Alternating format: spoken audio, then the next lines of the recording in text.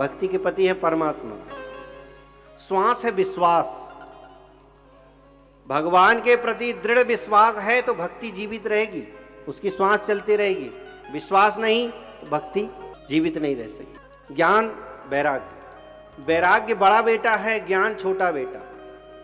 पहले वैराग्य आता, ज्ञान नहीं आता, पहले वैराग्य आएगा। कहते हैं शेरनी का दूध स्वर्ण के पात्र में टिकता है,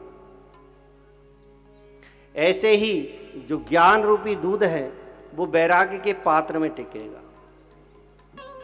लोग कहते इतनी कथाएं सुन ली, इतने ग्रंथ पढ़ ली, ज्ञान नहीं आया। ज्ञान इसलिए नहीं आया क्योंकि वैराग्य का पात्र नहीं बना। पहले वैराग्य का पात्र बनेगा, फिर ज्ञान टिकेगा, और टिकेगा तो स्थिर रहेगा। भक्ति, ज्ञान, वैराग्य प्रकट हुए भागवत जी के प्रभाव से।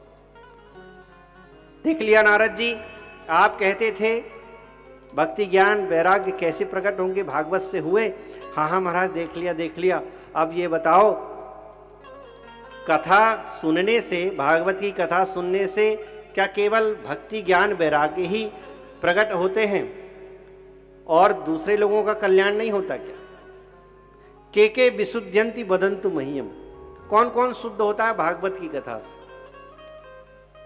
सनकादि ने उत्तर दिया, नारद जी ये कैसा प्रश्न कर दिया आपने?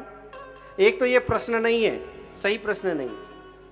कई बार ऐसे प्रश्न बन जाते हैं जो प्रश्न नहीं होते अथवा उनके उत्तर नहीं होते। जिनके उत्तर नहीं होते वो प्रश्न ही नहीं होते, कुतर्क के प्रश्न कहे जाते हैं। जो कुतर्क करके बनाए जाते हैं वो प्रश्न। तो सनकादियों ने कहा आपने गलत प्रश्न कर दिया है, ऐसा प्रश्न हम खारिज करते हैं, ऐसा प्रश्न ही नहीं है। तो क्या है?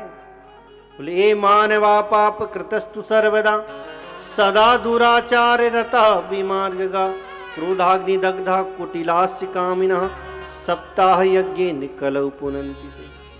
जिनने जीवन में पापाचार, अत्याचार, दुराचार के अलावा कुछ नहीं किया, क्रोध की अग्नि से जल रहा हो, कुटिल हो, कामी हो, ऐसा व्यक्ति जीते जी कथा नहीं सुन पाया, मर गया, मरने के बाद प्रेत बन गया, प्रेत बनकर की कथा सुन ली, तब भी उसका कल्याण हो।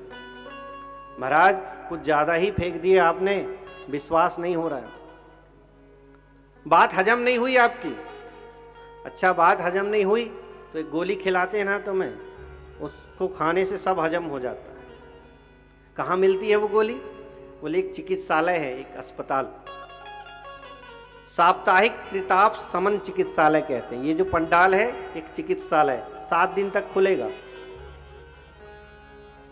3 घंटे 4 घंटे का शिविर लगेगा। इसमें एक एक गोली आप खाते जाओ, बात समझ में आ जाएगी।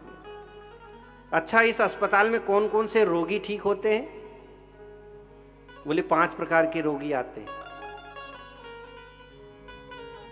ब्रह्मघ्नस्य गौघ्नस्य स्वर्णस्तेई च मद्यपः तत्संसर्गी पंचमश्च युग्रपापः प्रकीर्तितः। बोले जिसे ब्रह्म हत्या लग गई हो ऐसा रोगी पापी।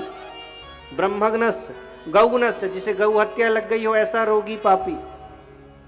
स्वर्णस्तेई, जिसने स्वर्ण की चोरी कर लिया हो ऐसा रोगी पापी।